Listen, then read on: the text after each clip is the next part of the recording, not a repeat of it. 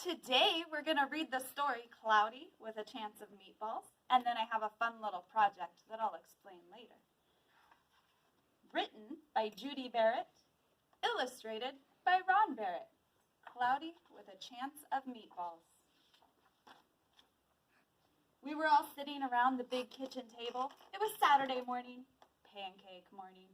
Mom was squeezing oranges for juice. Henry and I were betting on how many pancakes we could each eat, and Grandpa was doing the flipping.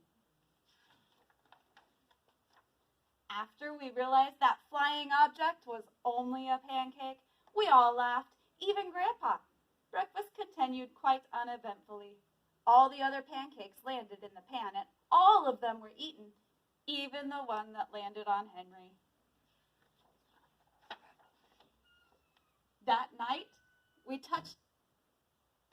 touched off by the pancake incident at breakfast, Grandpa told us the best of all bedtime story he's ever told.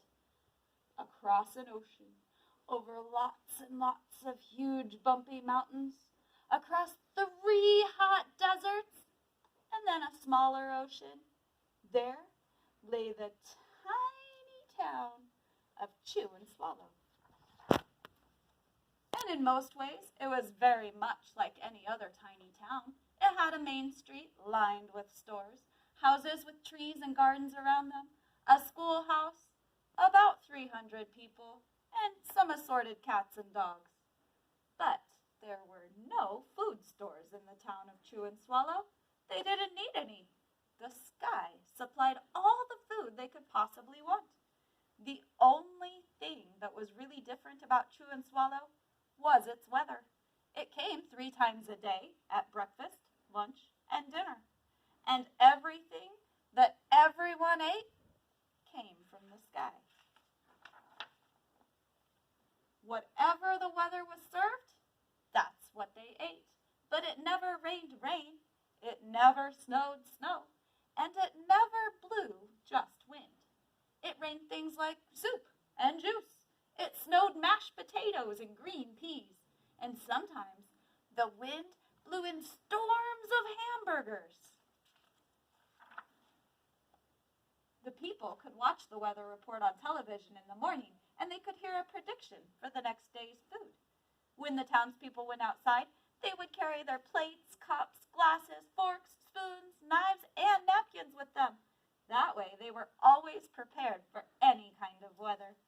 If there were leftovers, and there usually were, the people would just take them home and put them in their refrigerators in case they got hungry in between the meals. The menu varied, and by the time they woke up in the morning, breakfast was already coming down. After a brief shower of orange juice, low clouds of sunny-side-up eggs moved in, followed by pieces of toast.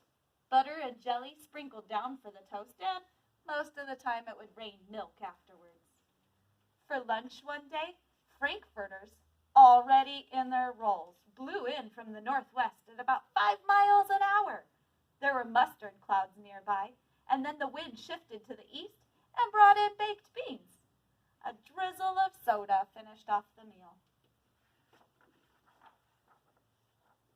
Dinner one night consisted of lamb chops, becoming heavy at times, with occasional ketchup, periods of peas and baked potatoes, followed by a gradual clearing with a wonderful Jell-O setting in the west.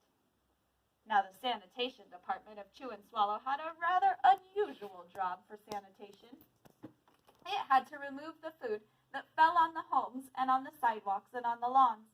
The workers cleaned things up after every meal, and they fed it to all the cats and dogs. Then they emptied some of it into the surrounding oceans for the fish and turtles and the whales to eat.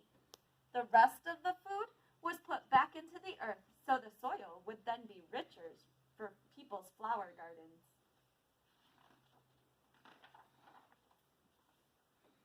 Life for the townspeople was delicious until the weather took a turn for the worse.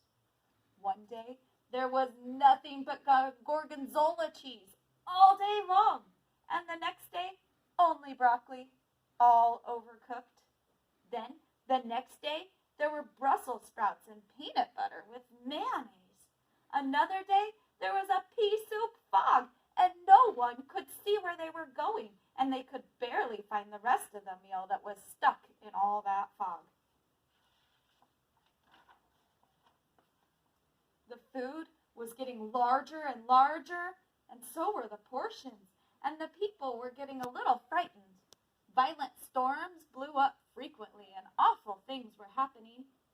One Tuesday, there was a hurricane of bread and rolls all day long, all the way through the night. There were soft rolls and hard rolls, some with seeds, some without. There was white bread and rye and whole wheat toast. Most of it was larger than they had ever seen bread and rolls before. Oh, it was a terrible day. Everyone had to stay inside.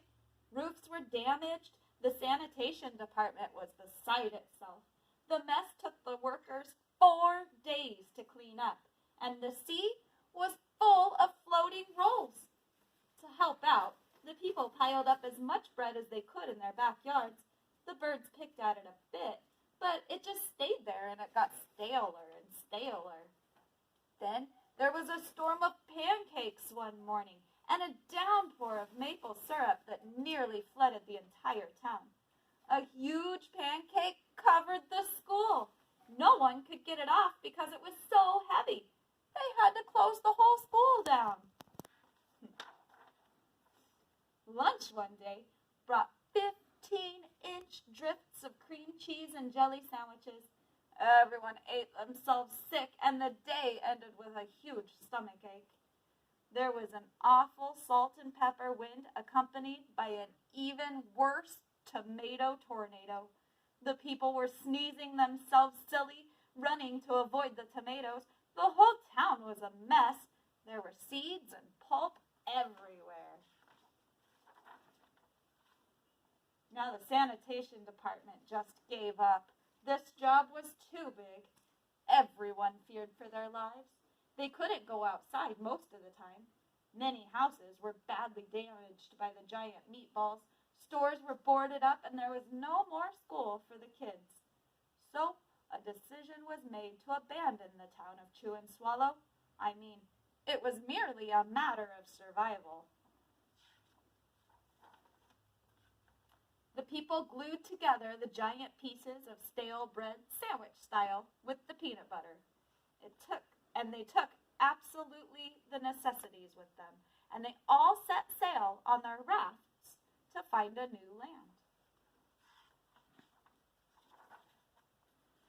After being afloat for a week, they finally reached a small coastal town. It welcomed them. The bread had held up surprisingly well enough for them to build temporary houses out of it. The children began school again, and the adults all tried to find places for themselves in this new land. But the biggest change they had to make was figuring out how to buy their food at a supermarket.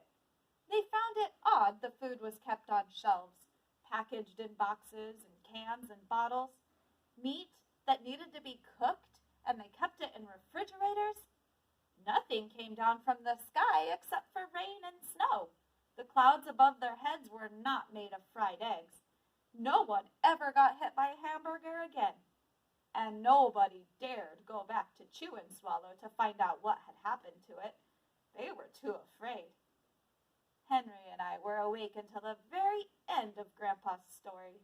I even remember his goodnight kiss.